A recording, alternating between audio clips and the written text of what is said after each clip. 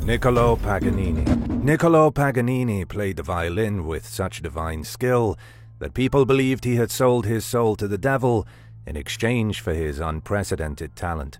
Niccolò was born in October of 1782 in Genoa, Italy, and from the very beginning he was a musical genius. He started playing the mandolin at 5 years old, took up the violin at 7, performed publicly at 11, and started doing solo tours at only 15 years old. Out of all the fantastic musicians that came out of the 19th century, Niccolò was without a doubt the best. Those who didn't believe he had sold his soul for his skills were convinced it was his mother who had done it for him.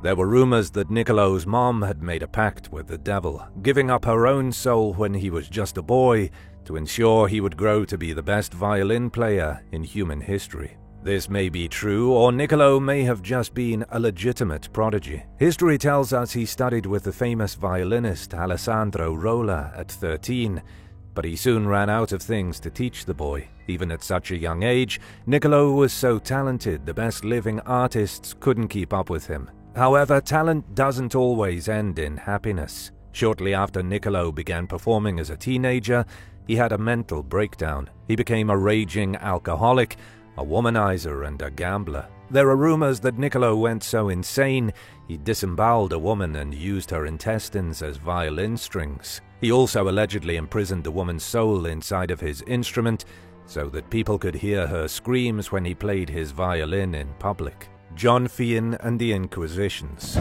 King James VI of Scotland was to be married to Princess Anne of Denmark in 1589. However, on her way to Scotland, she was delayed by raging storms. She and her company had to wait in Norway, and the unexpected tempest was quickly blamed on a group of malevolent witches. Supposedly, witches wanted to thwart the marriage, although there's never been any proof of that. Whatever the case, King James was irritated enough by his new wife's delay that in both Denmark and Scotland, witch hunts were carried out to finally rid the land of the demonic scourge. The worst inquisition that happened following the storm is known today as the North Berwick witch trials. King James himself supervised the trials and even participated in the torture. One of the alleged witches was a man named John Fian, ousted by another man named Gillis Duncan, who confessed to witchcraft after being brutally tortured. John was tortured to the point that he was nearly dead, but he never confessed to anything, not until a pair of pine needles were found underneath his tongue.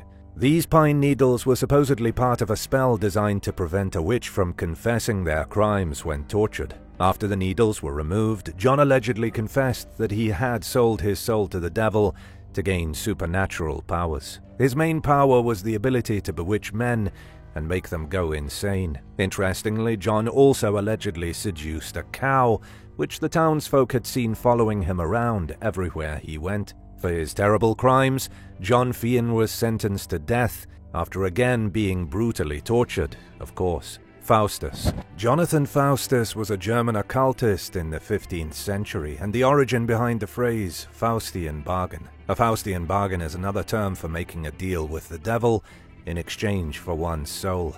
Jonathan was born in either 1466 or 1480 AD, nobody knows for sure. His first real appearance in the record books is in 1506 AD, when he was caught performing magic tricks and reading horoscopes in Geinhausen. Over the next 3 decades, similar records of Jonathan's exploits can be found all over Germany. He appeared as a physician, a doctor of philosophy, an astrologer, and frequently as an alchemist. He was almost always accused of fraud and chased out of town. The church denounced him publicly as a blasphemer, a heretic, and a man who had sold his soul to the devil. When Jonathan Faustus died in 1540 or 1541 AD, again it's uncertain, it was allegedly in an explosion due to an experiment gone wrong. His body was discovered horribly mutilated, and it was determined that Satan was behind it. The devil supposedly came to collect Jonathan's soul and ripped him apart. It's true that Jonathan was considered a man in league with Satan during his life. Most people suspected his strange knowledge of the occult was due to some kind of secret wisdom whispered in his ear by Satan himself. But it wasn't until over 100 years after his death that the writer Johann Spies wrote of Dr. Johann Faustin as striking a bargain with the devil, and from there the true legend of Faustus was born. He's been a staple figure in pop culture ever since. Pope Sylvester II.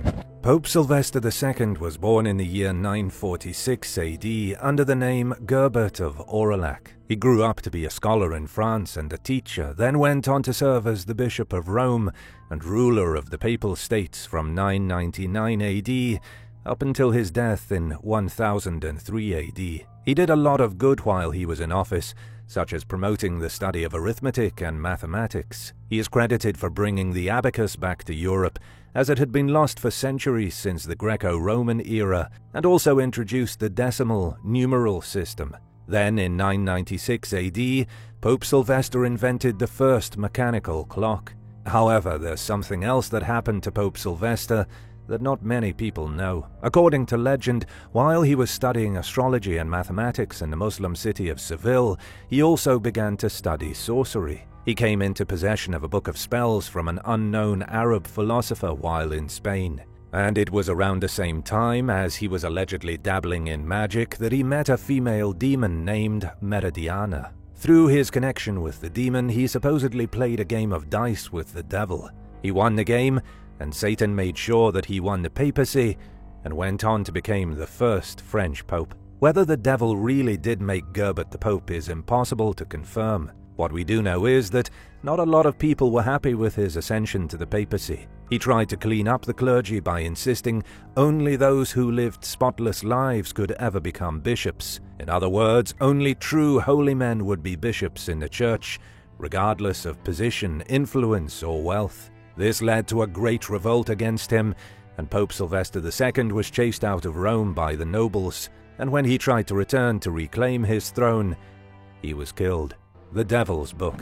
In the mythology of the Puritans, it was believed a person could embark upon a covenant with Satan by signing their name with either ink or blood in something called the Devil's Book. It was only by signing a person's name in this diabolical book that they could gain demonic powers or become a practicing witch. No place in history has the Devil's Book been more important than the Salem witch trials. In the minds of the Puritans of Salem Village in the 1690s, there was only one real way to cement any kind of dealing with Satan. They believed that because Puritans had to sign the church membership log in order to make their covenant with God, Satanists and witches had to do the same thing.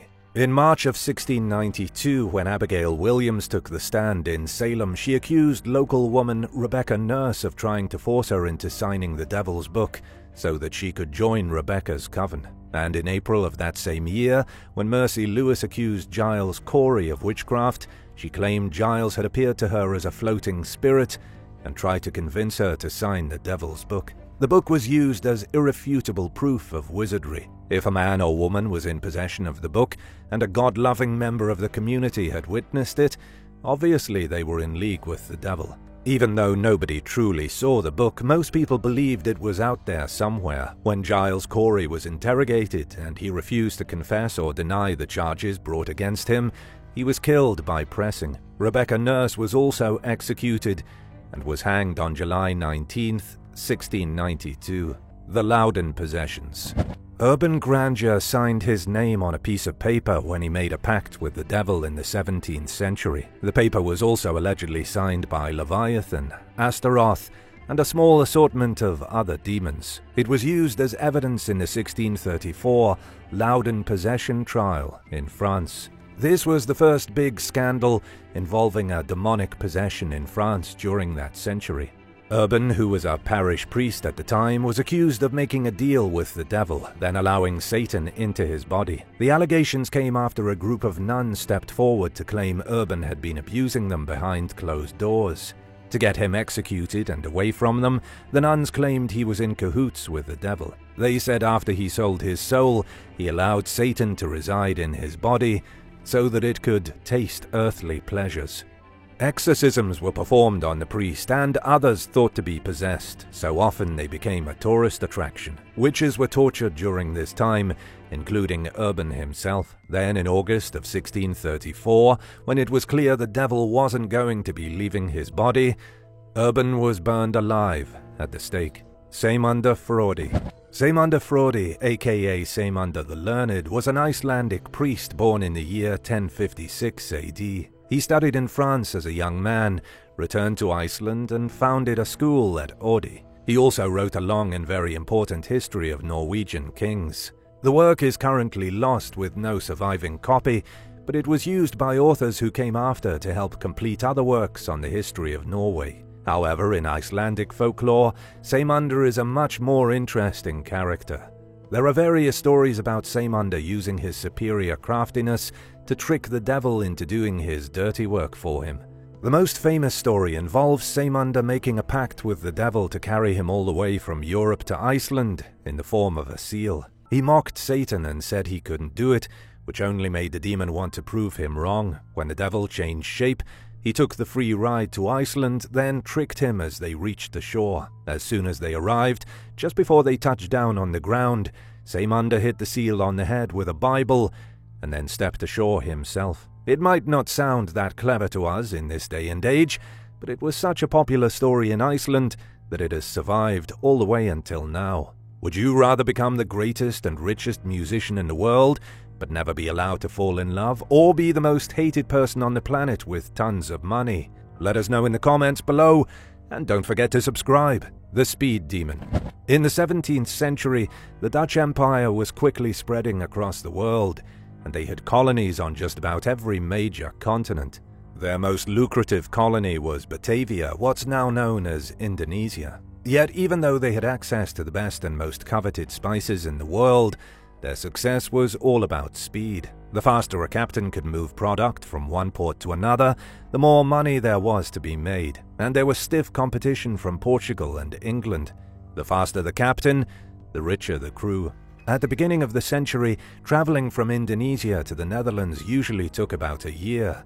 But then came 1678, when the famous Captain Bernard Falk made the trip in less than 4 months. He had managed to sail across the whole length of Africa, across the Indian Ocean and home to Europe about 4 times faster than anyone else in the world could. He didn't have a special boat, the winds didn't treat him any differently. He simply sailed faster, as if by magic. This insanely fast trip was quick to spark rumors. People began whispering that Bernard Falk had made a deal with the devil. Only with the help of Satan was he able to become the fastest captain on the globe, becoming filthy rich. And in truth, even these days nobody has any clue how he managed to make such a fast journey, if not for the devil's help. Jonathan Moulton. Jonathan Moulton is a famous figure from New Hampshire's ancient history. In the 18th century, he rose through the political ranks as a bit of a weasel. He conned Governor Benning Wentworth into giving him a huge grant of land, a place currently called New Hampton. He also changed loyalties whenever it fit his cause. He guarded New Hampton in the Revolutionary War, then switched sides and supported the Continental Army during the Battle of Saratoga. He continued to be a powerful political leader who flip-flopped up until his death in 1787. These days, historians consider him the wealthiest man from Hampton, but very little is known about his life. He was supposedly the son of a cabinet maker and earned his immense fortune through buying and selling goods. He was also supposedly a treasure thief, pillaging shipwrecks on the New Hampshire coastline. However, there's a much darker theory surrounding Jonathan Moulton. After he died and was buried in an unmarked grave, people began spreading rumors that Jonathan had made a deal with the devil. He supposedly sold his soul for a boot filled with gold for every year of his life. Then when he was dead, Satan supposedly stole his corpse from his grave and left a boot filled with gold in his place. Gilles de Rais. Gilles de Rais was one of the worst serial killers in history. However, he fought alongside Joan of Arc in the 15th century as a prestigious nobleman. He dedicated his entire life to defending France from England and fought to the bitter end until France was victorious in the 100 Years' War. After he was done being a hero with Joan of Arc, Gilles de Rais was convicted by a court in Nantes for murdering 150 children in satanic occult rituals. He was busted in 1440 after he abducted a priest, and the local church authorities grew suspicious. He was such a horrific figure that after he was hanged and burned in 1440 after a 5-day trial, he became the inspiration for the French folk tale of Bluebeard. The problem for Gilles de Rais was that after he retired from military service, he started squandering his fortune.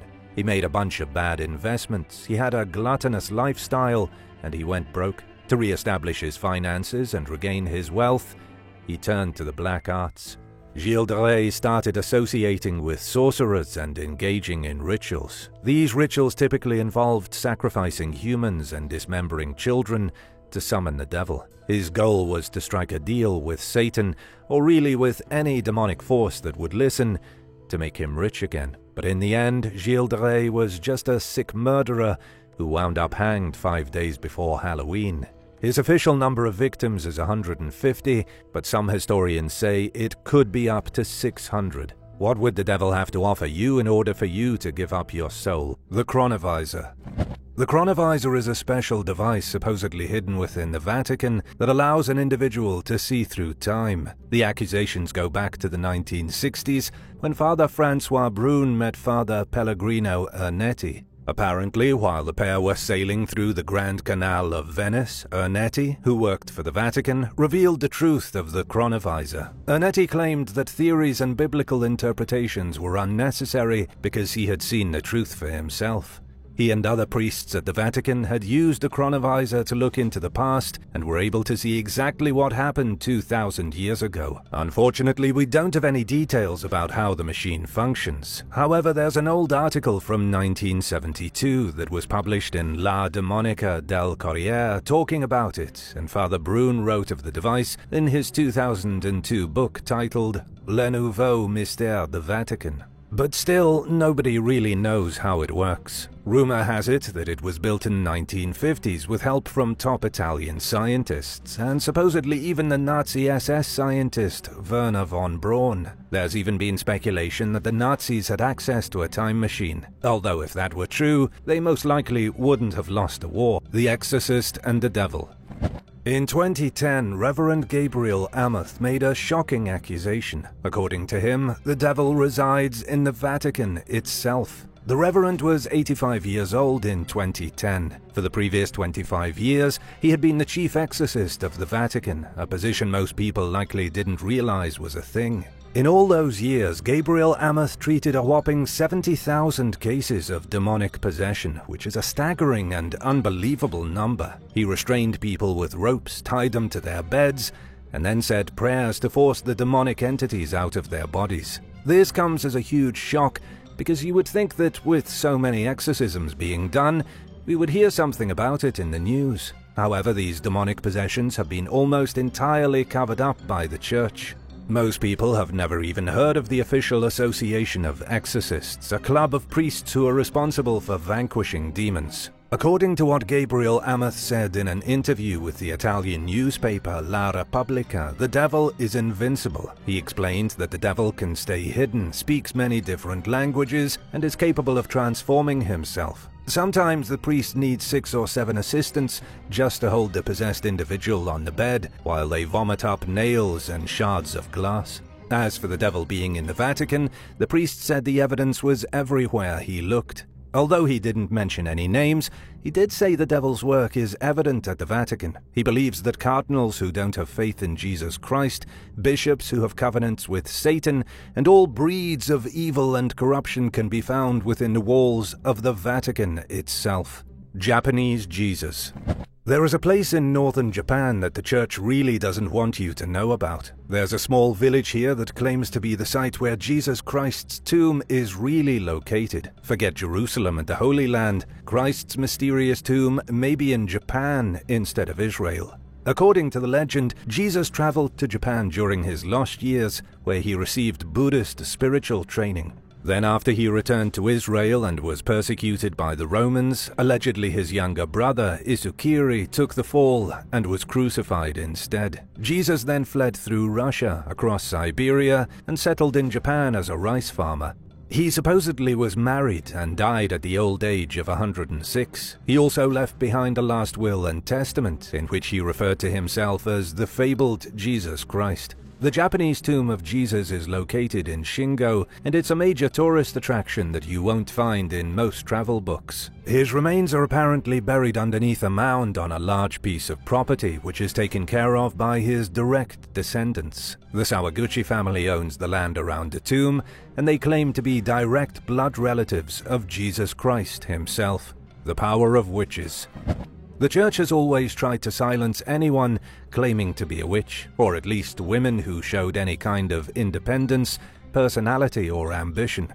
But what if the church really did want to destroy witches because they had supernatural powers? Could the church really have hunted down magical women for hundreds of years? In order to try and answer these questions, let's take a look at a woman named Mother Shipton, born Ursula Southall in 1488, England. According to the legends, Ursula was born on a dark and stormy night to her 15-year-old mother, Agatha.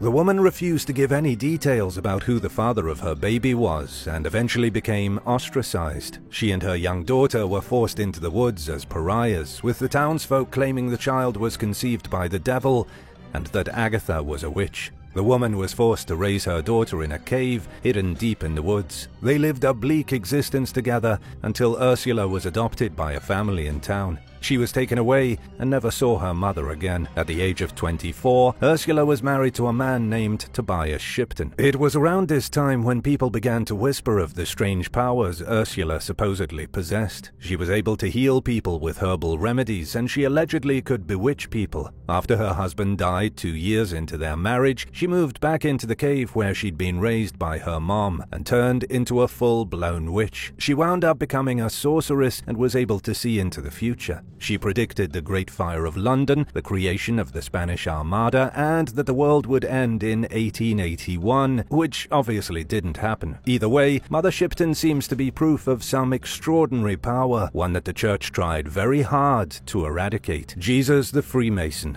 In 1717, modern Freemasonry got its start in England. Most historians agree that the Masons were descendants of medieval builders' guilds. These people were groups of construction workers who helped to build the greatest architectural wonders in Europe, such as cathedrals, castles, and other similar buildings. The Freemasons, or at least the modern Freemasons, are mostly the descendants of builders' unions from the Middle Ages. However, if we look further back in time, we can see that Freemasonry has roots originating in the time of the Old Testament. The Freemasons had likely been behind the construction of King Solomon's temple, and some even believe they go all the way back to ancient Egypt. The Freemasons may even be connected to the builders of the pyramids themselves. Supposedly, they have also been the recipients of esoteric knowledge from an unknown intelligence. There are rumors that have circulated claiming that Jesus was a Freemason himself. In one of the forbidden books of the Bible, called the First Gospel of the Infancy of Christ, we hear about Jesus as a young boy.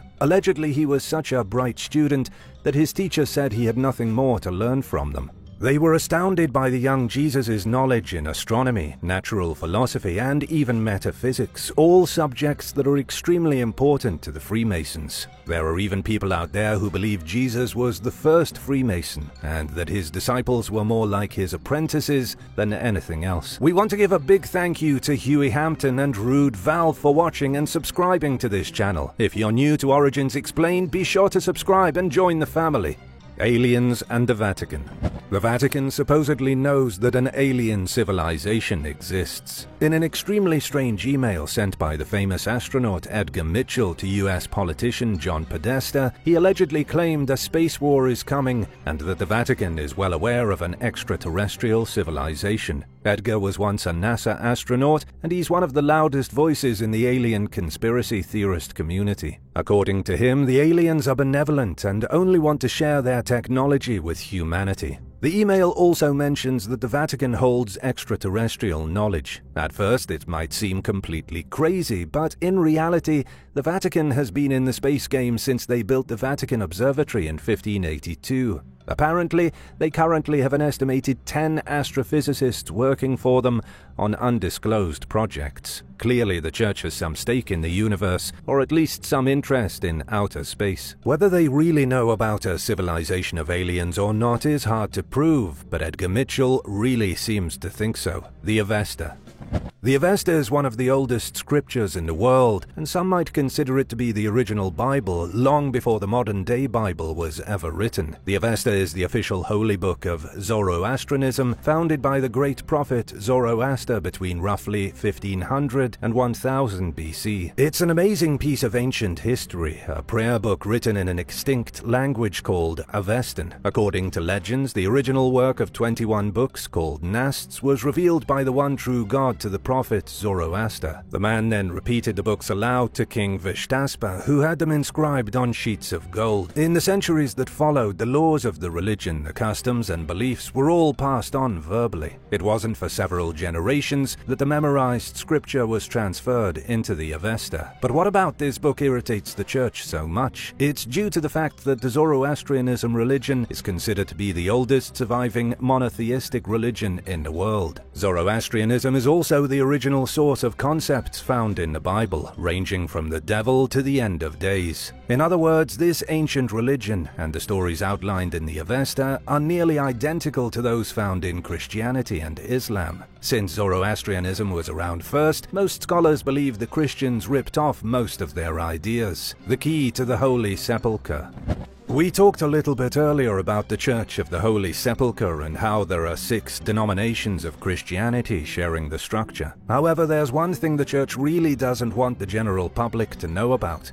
This well-kept secret is that the key to their sacred church, one of the holiest keys in the world, is taken care of by a Muslim family. According to CNN, Adib Jawad Judah al-Husseini is the current gatekeeper of the holiest church in Christianity. He belongs to a Muslim family and has been entrusted with taking care of the Christian site for centuries. The cast-iron key, kept on him at all times, is allegedly 500 years old. The reason the key to such an important Christian site is looked after by a Muslim family has to do with neutrality. The Christians, and indeed the Church itself, is so unpredictable and untrustworthy that the key to the Holy Sepulchre was given over to a family of totally different faith so that they could remain a neutral guardian. The key itself is a foot long, 0.3 meters, and is a massive piece of cast iron with a triangular metal handle and a fat square end. It unlocks the doors to the very place where Jesus Christ was allegedly crucified and entombed. Adib's family has been looking after the key since at least 1517, and it's been passed on from one son to the next. The immovable ladder. At the Church of the Holy Sepulchre, there is a very strange artifact that most people don't even know exists. It's called the immovable ladder, and it's one of the true shining examples of the division in the religions of the Holy Land. The Church of the Holy Sepulchre is considered to be one of the holiest places in all of Christianity. It's located in the heart of Jerusalem, and Christians have been making pilgrimages here since the 4th century AD. It was here, on this very site, where Jesus Christ was supposedly killed and resurrected. Throughout the years, different religions have risen, some have split into factions, and nobody has ever been able to agree on how to properly worship God. Because of this, the Church of the Holy Sepulchre is currently presided over by 6 denominations: the Armenian Apostolic, Greek Orthodox, the Roman Catholic Church, the Coptic, the Ethiopian, and the Syriac Orthodox as well. All the different groups occupying the same building have come to create problems over the years. And this brings us to the immovable ladder. In the first part of the 18th century, somebody placed a wooden ladder against the wall of the church. It was most likely placed there in 1728, but nobody knows who's responsible. The ladder hasn't been moved because they weren't sure which organization had placed it against the building, and so for nearly 300 years now, it has sat in the exact same position, proving just how ridiculously stubborn and bureaucratic the church is. Fake Vatican treasure. Apparently the Vatican was robbed and they didn't tell the public about it. It was only recently that the US Department of Homeland Security returned a letter written by Christopher Columbus back to the Vatican. It was written in the 15th century by Columbus and was sent to his royal patrons in Europe describing the riches of the New World. The document is worth about $1.2 million, and it had somehow been replaced with a forgery. However, the letter was not the original. After Columbus's first voyage to the Americas, he wrote a letter in Spanish in 1493. It was then promptly translated to other European languages, and 80 copies were spread across the globe. The document owned by the Vatican was just one of these copies. We don't know how the letter was stolen, only that Homeland Security received a tip in 2011 about a Vatican heist. The Church has been understandably discreet about whatever happened. All we know for sure is that the document was purchased for $875,000 by a U.S. collector named Robert Parsons, who didn't realize it had been stolen. The beheading of John the Baptist. The beheading of John the Baptist was one of the most gruesome actions of the Bible. In the New Testament, John the Baptist was imprisoned by King Herod of Galilee during the days the Holy Land was under Roman Empire control. He was imprisoned because he was outspoken about Herod divorcing his wife and then hooking up with his sister-in-law, Herodias. What's truly interesting about this story is that it's told in great detail in the New Testament by Jewish historian Josephus. Modern historians believe this was a real event and that it likely happened just as described in the Bible. John was imprisoned, and then Herod had him killed at the behest of his brother's ex-wife and his new bride, Herodias. However, it wasn't just his killing that was gruesome, it was the way it happened. The whole affair likely went down around the year 28 AD, following a feast at the fortress of Machaerus. It was Herod's birthday, and Herodias' daughter asked what Herod would give her as a present. Herod said he would give her anything, but it was all a ploy. The birthday girl then asked for John the Baptist's head. This was all part of her mother's plan, and so the king had no choice but to chop off his prisoner's head and present it to the girl on a silver platter. The 10 Plagues of Egypt. In the book of Exodus, the Israelites were being kept prisoner by the Pharaoh of Egypt. God wanted the Hebrew slaves to be released so that they could return to the land of their forefathers. God figured the best way to convince the Egyptians that he was in charge was by unleashing 10 terrible plagues. First came the plague of blood, with the Nile River being turned into sticky, gooey blood that stank like death and was unable to be consumed. Then frogs started jumping out of the bloody Nile River, invading people's houses and causing general froggy chaos. Next, gnats were sent to plague Egypt, and then swarms of flies. God said that the houses of the Egyptians will be full of flies, and even the ground will be covered by them. And it just gets worse from here. Next came the pestilence of livestock, and then the Egyptian people and their animals were covered in boils. They had to undergo the worst hailstorm that had ever befallen Egypt, and the sky shook with thunder. Locusts were released into the country and allowed to devour everything in sight, leaving the Egyptians without a scrap of food.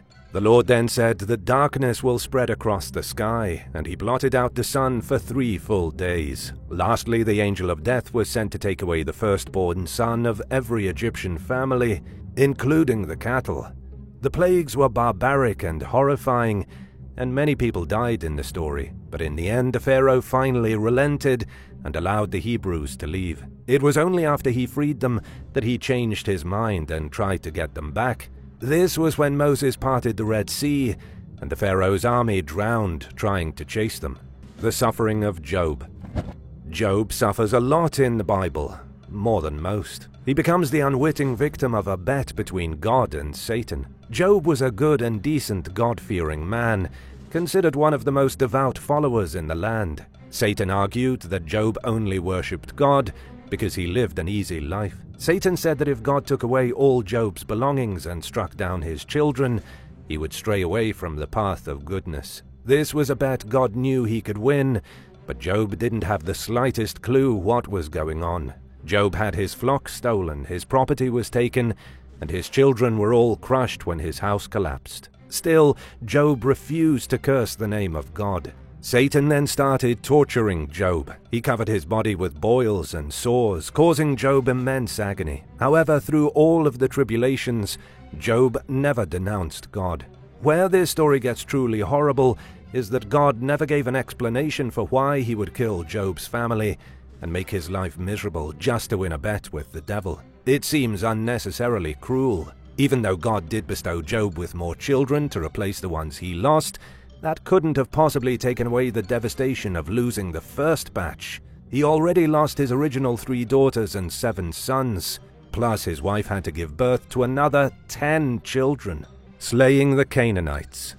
The book of Joshua details what most religious scholars believe was the genocide ordered to be carried out by God himself. It happened after God called forth his people from Egypt back to the land of their ancestors. But at that time, the Canaanite civilization occupied the land of Israel. And so God demanded that every man, woman, and child living wrongfully in Israel be mercilessly slaughtered. The Israelites then carried out God's command and went from city to city, destroying every last person in the ancient kingdom of Canaan. This particular story does not sit well with a lot of people for one main reason. God appears to order the indiscriminate bloodshed of innocents, a sort of ethnic cleansing to allow the Israelites free access to their lands. This wasn't really something God was known for doing in the Bible. He was often depicted as callous and unwavering, but not a senseless murderer. One of the ways Christians have defended the genocide of the Canaanite people is that they say the Canaanites were sinful monsters. We see their sinful ways mentioned a few times in the Bible. The Canaanites were supposedly morally depraved, intimate with everything from their own siblings to their own livestock. They were said to have bathed themselves in the blood of innocents and sacrificed children to their pagan gods. And so, by this reasoning, God didn't order an innocent genocide. He was wiping the earth clean of a clan of monsters, Sodom and Gomorrah. When it came to God's fury, the Canaanites were not the only ones who suffered. In the book of Genesis, we learn of 2 cities, Sodom and Gomorrah. These cities were thick with sin, wicked to their very cores, and were mentioned in most biblical texts from the Old Testament to the Quran. In the story from Genesis, God is presented as a reasonable, omnipotent being. Abraham was afraid God would destroy the innocents along with the wicked, and so he asked God what he would do if there were even 50 righteous people found between the 2 cities. God said that he would spare Sodom and Gomorrah if he could find some goodness within the cities, but unfortunately, he didn't find much. He couldn't even find 10 righteous people, and only discovered 1 good man named Lot, his nephew, and his family. And so God did exactly what he promised he would do. He destroyed Sodom and Gomorrah by sulfur and fire. As the angels carried Lot's family to safety, Lot's wife looked back at the city and was consequently turned into a pillar of salt. Which of the 10 plagues do you think would be the most devastating if it happened today? Let us know in the comments, and while you're at it, hit that subscribe button. Biblical cannibalism. There are a lot of references to cannibalism in the Bible, and nobody is really sure why. There is no specific cannibalistic villain, but there are a lot of passages talking about people eating other people. Psalm 27:2 says, "When evildoers eat up my flesh, it is they who stumble and fall." In Micah, there's a passage that says the Israelite leaders don't care for their people, and that they skin them alive, chop them up, and use their meat in the cooking pot. Even Jesus told people that they needed to eat his flesh and drink his blood, and in Leviticus, God warns the Israelites that if they disobey his commands, they'll be forced to eat the flesh of their own sons and daughters. There's a similar passage in Jeremiah when a prophet says Jerusalem will be attacked, and those trapped inside will eat their friends, and of course, their children too. It's clear the writers of the Bible had a serious fascination with cannibalism. It can be found everywhere, suggesting the act of eating one's friends and family in desperate times may have been a little more commonplace than anyone thought. The mysterious hand. One of the stories in the Bible is of the great king Belshazzar, last crowned ruler of the Neo-Babylonian Empire until his death at the hands of the Persians in 539 BC. The biblical story takes place at a banquet thrown by the king for his nobles and the powerful people of Babylonian society. He commands that the goblets that were stolen from the Temple of Jerusalem be brought to the feast so that he and his concubines can drink from them. As the king and his concubines laugh and drink the wine, they praise the gods of gold and silver. As they praise these false idols, a mysterious human hand appears out of nowhere. The hand has no body, and it crawls along the wall and leaves a written warning on the plaster. Only King Belshazzar can see the writing on the wall, but he can't understand it. He has to summon Daniel, who can speak Aramaic, to read the warning for him. The message translates to, "Numbered, numbered, weighed, divided. This means the king's days are numbered, his soul has been weighed and found impure, and his kingdom will be divided. That night the king is killed in his sleep. The Persians take Babylon, and the empire falls. It's from this story that we get the expression, writing on the wall, a legion of demons. There is an exorcism in the Bible performed by none other than Jesus Christ himself, and the details can be found in the book of Matthew. Jesus was moving through the region of Gadarenes when he came across a pair of men that were so hopelessly possessed by demons that they had turned into violent monsters. Nobody could continue on the trail because the men were crazed and raving mad. But, of course, Jesus wasn't worried at all. He approached the possessed individuals, drove the demons out of their bodies, and sent the demons into a herd of pigs. Each man had been possessed by their own legion of demons, and so Jesus easily yanked each one out and threw it into its own pig. Then he sent the whole herd of pigs tumbling down the embankment of a lake, where they splashed into the water and drowned. The men were saved, the pigs were all dead, and the demonic entities were sent back to hell, where they belonged. The Amalekites. The Amalekites were a nomadic desert tribe that most likely lived between Egypt and Canaan, in what we now call the Negev Desert. This mysterious tribe had different names. They were called Sut by the Babylonians, and Sityu by the Egyptians. According to the Bible, the tribe was unrelentingly brutal. They hated the Israelites with a passion, and in Deuteronomy we see how they attacked the Israelites as they fled Egypt. When the Israelites were weary and exhausted, the desert tribe invaded them and tried to crush them. The Bible goes on to say that the Amalekite tribe joined forces with the child-sacrificing, blood-drinking Canaanites to try and defeat the Israelites once and for all. They were constantly attacking Israel, disrupting their food supply and destroying their land. And so, yet again, God orders a genocide. He tells King Saul to attack the Amalekites and utterly destroy them for their trespasses. God specifically says to kill the men, women, children, and even the infants. He says every last cow, sheep, camel, and donkey needs to be obliterated. However, King Saul failed to obey God's commands.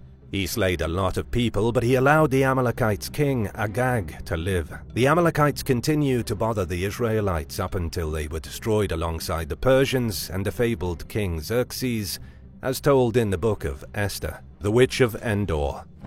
The Witch of Endor is one of the more mystical and frightening characters in the Bible. According to the book of Samuel in the Old Testament, the Witch of Endor was a necromancer. She supposedly had a talisman that bestowed her with the power to summon the dead. When Saul, the first ruler of the United Kingdom of Israel, needed help defeating the Philistines in battle, he sought the help of this sorceress. Even though necromancy was considered a crime in ancient Israel, Saul was desperate for any advice he could get for destroying his enemies. He first tried to consult God, but he didn't receive an answer, and so, pressed for options, he summoned a witch. Saul was hoping to summon the spirit of the prophet Samuel. Saul believed that if he could only speak with the prophet's spirit, he could be given a prophecy of the future, and therefore know how to win his great battle. But unfortunately, this did not go well for Saul. Rather than be given information that could help his conquest, he was given a prophecy of doom. The spirit of Samuel told Saul that his army would be defeated and that he and his sons would be dead by the next day. Saul collapsed out of sheer terror, the witch was sent away, and the next day came. Saul's Israelite army was defeated just as prophesied. Saul was wounded and he ended up falling on his own sword. It was a last desperate move to escape the shame of what he had done by seeking the help of a known necromancer. What's your favorite terrifying story from the Bible? Let us know in the comments, and don't forget to subscribe. Thanks for watching, and we'll see you next time. Bye.